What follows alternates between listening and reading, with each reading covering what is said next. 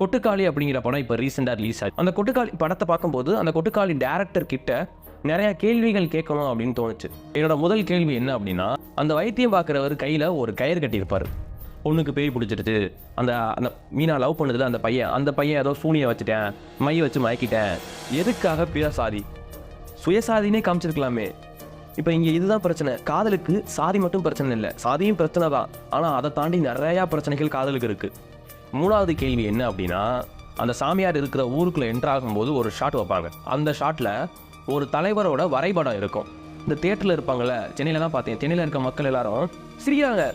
எனக்கு எங்கள் ஊர் ஆளுகளை பார்த்து சிரிக்கிற மாதிரி இருந்துச்சு. அதனால தான் பாண்டி என்ன பண்ணுவார் அப்படின்னு எனக்கு தெரிஞ்சுக்கணும்னு எனக்கு தோணுச்சு. அவன் படிப்பு வீணாக போயிடக்கூடாதுன்னு நினைக்கிறோம். நாங்களாம் எங்கேயோ மாறி போயிட்டோம்.